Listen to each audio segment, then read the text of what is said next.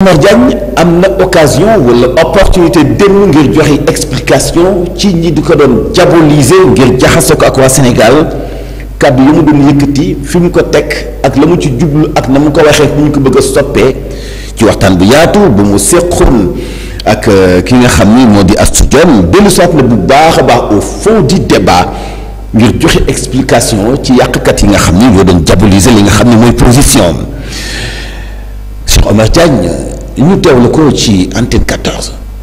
Des hommes politiques qui sont là, des politiciens de carrière yoo xam ne durant ces élections là ils n'avaient pas de programme, ils n'avaient pas d'idée, ils n'avaient pas de projet.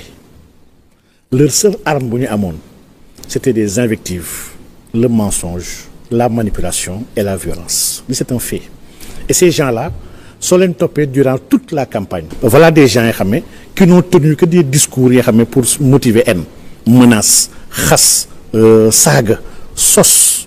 Sincèrement lii bu amee dans l'espace politique des acteurs yoo xam ne de mauvaise foi qui jouent pas le jeu, effectivement day am risque de violence yoo xam ne parce que nit kese la. Et la politique est intimement liée d'ailleurs à la violence.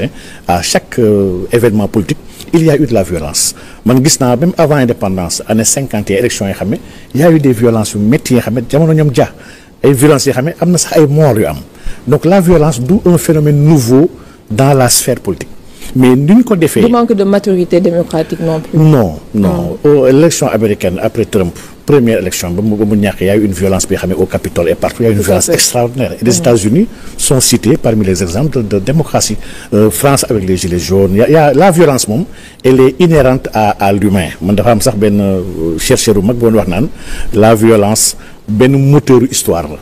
Am na lu bëri lu rëy yoo xam ne àdduna am na ko wala àdduna yegg na fa violence moo ko may.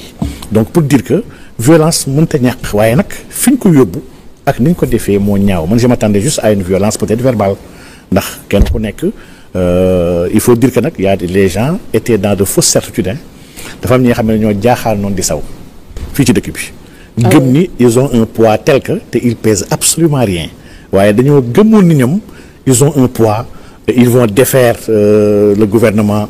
Ils vont parce que ñoom jàppoon nañ ni gouvernement bi dañu diggee woon loo xamante ni durant les 7 premiers mois.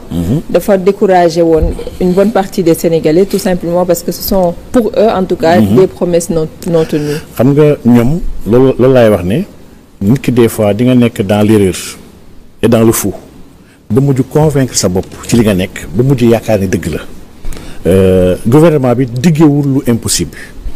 En 2024 bu le président Bassirou Diomaye di ñëw projet la indaale moom la jox askan bi ñëpp gis ko.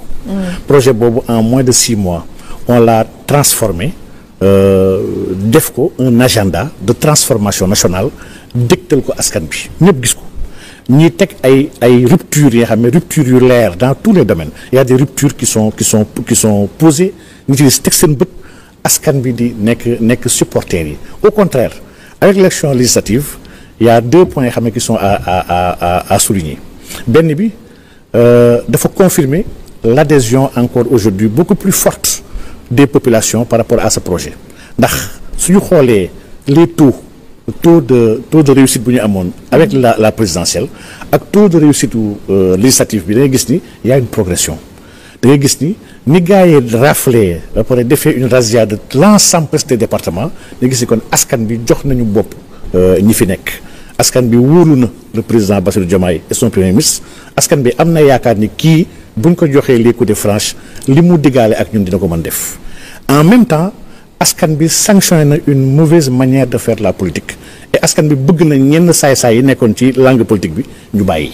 D'accord ndax quand on te sanctionne politiquement mooy on te pousse vers la sortie. yow daal seen bàyyi nga gisoo seen dem defaruwaat ñëwaat ci seen bi comme ni ma la ko doon. laajee dafa am ñi nga xam ne. nit mun ñoo bàyyi alors ils font de la politique. Il y en a dans les législatures yi ñu gis ñenn ñi nga xam ne ils étaient dans un débat d'idées du jeex xam nga y a la femme de Roosevelt qui disait que les grands hommes parlent d'idées idée du jeex idée dafay continuer te idée vraiment il y a de la place pour les idées nous voulons sax ce débat d'idées nous sommes très à l'aise sur un débat contradictoire si lépp lu war a mën a jëmale kanam Sénégal mais sax ñenn ñi nga xam ne comme ni ko daam boobu tam waxee ba tey les petits ñoom ils sont sur des personnes xam nga xam ne amuñu idée et quelqu'un qui n'a pas d'idée su politique bi yéegee niveau ba gars yi di waxtaanee xam-xam ak idée sincèrement tu ne peux pas suivre mënoo toppati. D'accord. Bàyyi rek moo lay dimbali. En parlant d'idée et de niveau. ñu war a dem ci assemblée boo xamante ni ñëpp fay xaar. Même si amaguñu les résultats officiels.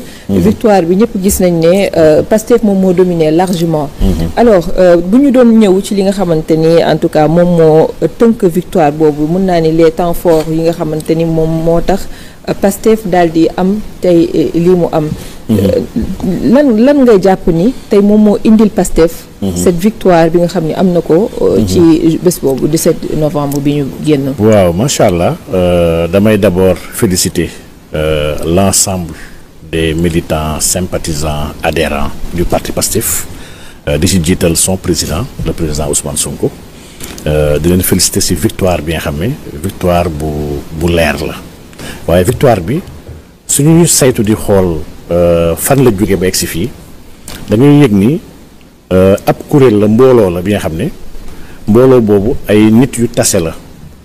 nekkandoo dans l'administration ci njëlbenn bi ak ñeen ñu nekkul administration toog xoolandoo gis réew mi nu muy doxee te neexu leen gis luubal gi ak dëngal gi ak njublang gi ak tappale gi nu muy yaatoo dans la sphère publique maanaam ci administration ñu am ci lu leen metti ba gis ni kat le problème de ce pays en réalité. C'est un problème politique.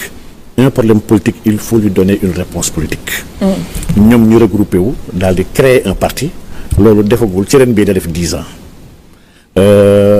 ñu décider ñoom faire la politique autrement fekkoon nañ politique bi nga xam ne politique naxaate la ñoom ñu ñëw ne ñun bëgguñu naxante fekkoon nañ politique bi nga xam ne politique bu wax lu dëgg la ak tas yaakaar ñu ne ñun quoi qu'il en soit dañuy bëgg wax dëgg nit ñi. fekk nañ politique bi nga xam ne politique bu ñàkk principe la ak ñàkk valeur ñoom ñëw andi ay principe ak valeur dans la politique fekk nañ politique bi nga xam ne politique bu élite la woon ñoom ñu ñëw démocratiser ko banaliser ko ba kenn ku nekk ba ki nga xam ne peut-être amul sax ay outils académiques demul université wala demul fenn fu mu mënti doon ñu mën ko comprendre loo parce que tamit il faut dire que l'arnaque politique loolu la woon avant l'avènement de li am tey l'arnaque c'était de confiner la chose politique ci benn cercle bu ndaw gëmloo ñëpp ni ku jàngul amoo li jaase yu kawe yow waroo wax ci dëkk bi ku nekkul cadre bu mag a mag jóge ci administration yu gën a kawe yi amul li jaase yu gën a ràññeeku yi politique dëkk bi sa yoon nekku ci bañ na ko sax le débat était tellement haut la langue française sax jàpp nañu ko déggul waroo politique aujourd'hui da ngay gis ki nga xam ne jaaykatu gerte caaf la il est conscient des enjeux de l'heure des fois il est plus conscient que ki nga xam ne école la jógee et lii c'est un travail acharné à la base sur des populations yi xam ne ñun lay woowee les exclus moom la parti Pastef def loolu sur une révolution bi nga xam ne ku ko bëggul accepter c'est parce que tu es de mauvaise foi lii c'est un fait bi nga xam ne ku si teg baaraam da nga koy gis. voilà explication yu leer ci position ak li ñu doon dal ci kawam benn wax na itam ci. Importance bi nga xam ni mooy vision bu Pastef ndam li Pastef am fi mu yóbbu politique tey ba nga xam ni ci intelligence su nit ki pas yenn diplôme nga am pas fan nga toll mais lan nga mën a apporter sa Sénégal gi nga nekk muy taxaw seetlu gu am solo goo xamante ni bii moom Cheikh Omar Diagne def na ko doon séq waxtaan ak kii di Astou Dione ci waxtaan boo xam ni développé na lu bëri ci ni Sénégal di doxee démb itam la woon conseil des ministres.